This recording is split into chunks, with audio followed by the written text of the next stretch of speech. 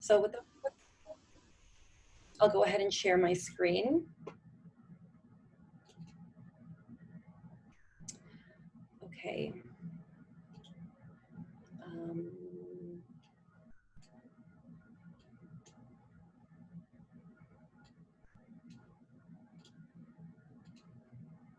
Okay, can everyone see the slideshow?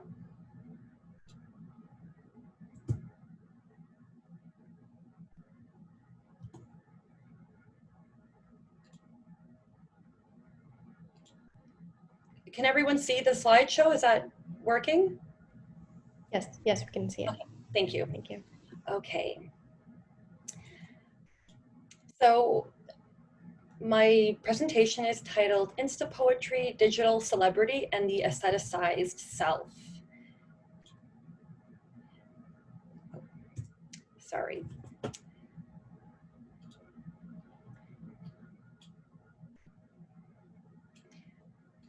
Today's most well-known pop cultural poets double as celebrities channeling enormous efforts into performing a public version of the self available for consumption by an audience. In a Wildian sense, Insta poets are deeply invested in their appearance and aesthetic visuality that color their personalities and social media profiles. Using Rupi Kaur as a case study, the Canadian Insta poet who has monetized upon the construction of a social media hybridized digital literary celebrity, I want to ask, is the construction of an aestheticized identity essential to coding the works as valuable in a commodified public sphere?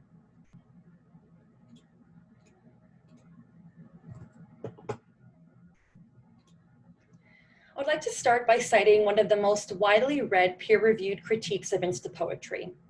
In The Cult of the Noble Amateur, Rebecca Watts compares Insta poets to Donald Trump for their ability to, quote, draw a crowd, attract an audience, or assemble a mob, end quote, adding that, quote, like the new president, the new poets are products of a cult of personality, which demands from its heroes only that they be honest and accessible, where honesty is defined as the constant expression of what one feels, and accessibility means a complete rejection of complexity, subtlety, eloquence, and the aspiration to do anything well.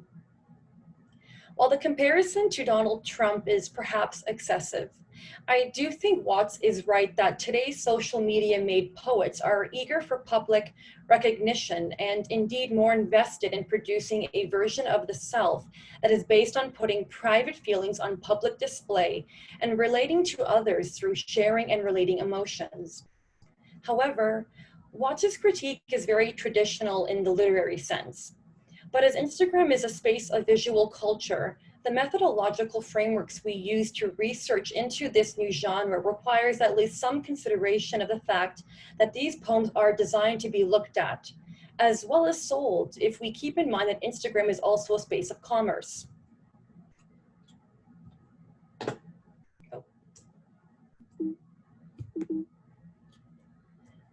There we go. What originated in 2010 as a social media app for sharing photographs of everyday life serendipitously morphed into a space where writers congregated and performed acts of amateur authorship without first establishing themselves with a publisher. These acts of authorship have resulted in the emergence of a new subgenre of poetry called Insta Poetry, a neologism that combines poetry with its mode of dissemination. Insta poetry is hence a genre specifically written for Instagram. While there are no gatekeeping practices that enforce quality control and limit publishable content, there are other rules unique to Instagram that aspiring authors must follow. Share only photos and videos.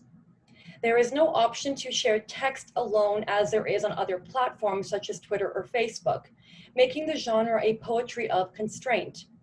It must be read, created, shared, and read as a digital photograph.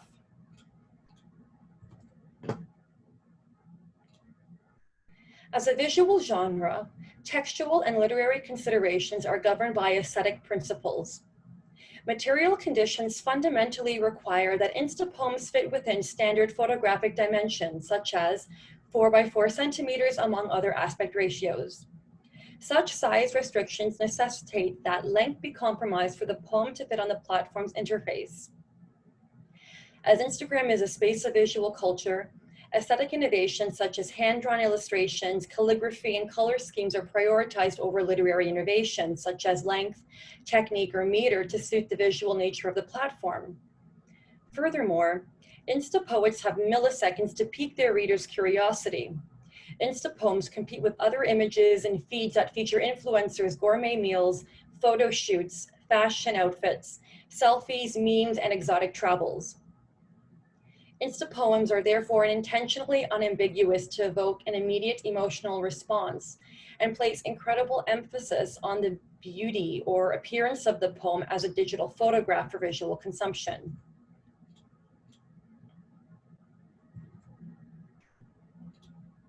Using Cara as a case study, I have observed that she alternates between posting poems and photographs, usually of herself, to create a well-manicured feed that is itself a gallery, providing profile visitors a blended visual, literary, and intimate experience.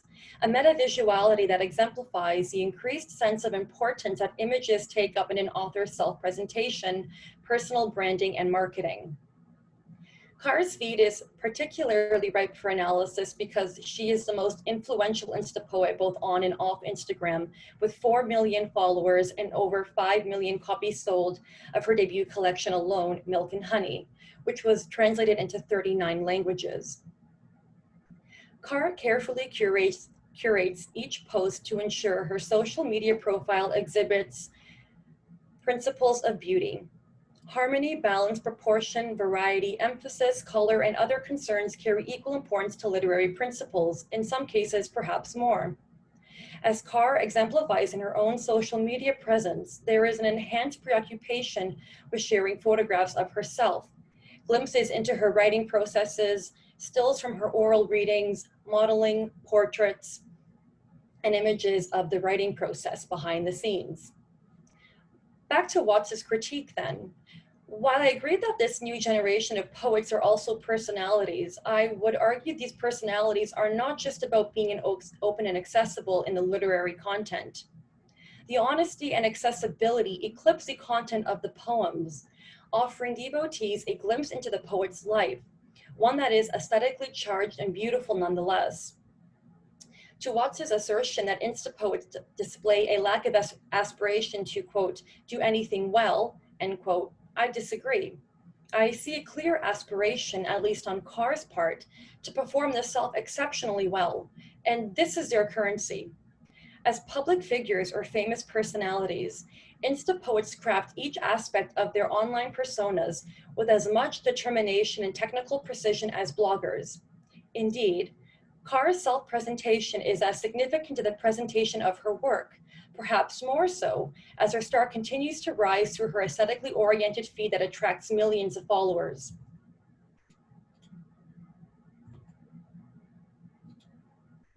This increased attention placed on the self as a beautiful object of consumption and extensive use of social media to share content and engage with fans necessitates the reality that today's popular literary consumption be accompanied by consumption of the poet as a personal brand, as a commodity. In Reluctant Celebrity, Lorraine York conceptualizes the notion of reluctant celebrity to discuss the relationship between cultural capital, star power, and personal visibility, as well as privacy and engagement with the press, social media, and fans.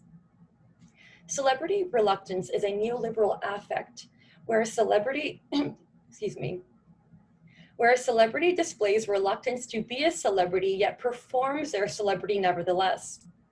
In York's other collaborations with Pamela Ingleton, the notion of celebrity reluctance is further discussed in relation to social media. The main hypothesis about celebrity reluctance is that the reluctance to use social media is indicative of being privileged. To quote a line from their work, begin quote, after all, to occupy a position of reluctance or hesitance is to have the privilege to be reluctant, to be able to pick and choose one's affective engagements, end quote.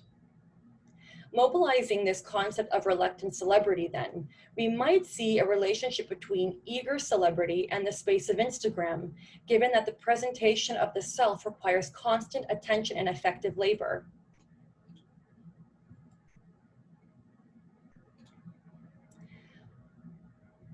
Most Insta poets are anything but reluctant to use social media. York argues that while A-listers are far more likely not to use social media outlets such as Twitter, as begin quote, not using Twitter safeguards the legendary distance and exclusivity that has long been associated with the stars. However, micro or subcultural do-it-yourself personalities whose fame is produced through social media obviously cannot denounce the very medium of their celebrity and in fact need to embrace it, end quote. Unlike traditional authors in the contemporary era, Insta poets who use social media to gain recognition end up being defined by the platform and coded as fame-seeking, an aspiration viewed as feminized, debased, and vapid.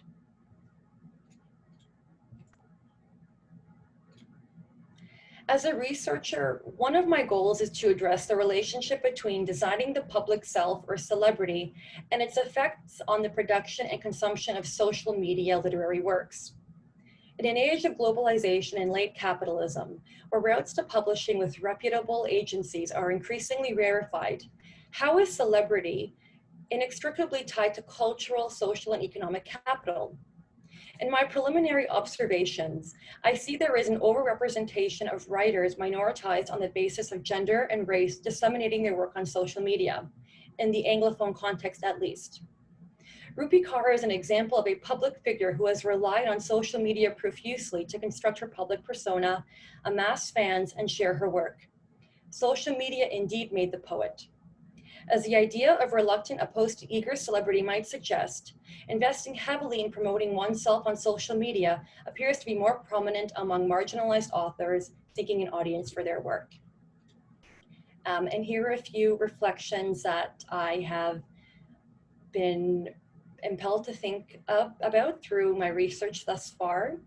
And in case anyone would like to know, here are the works that I've cited in my presentation. Thank you.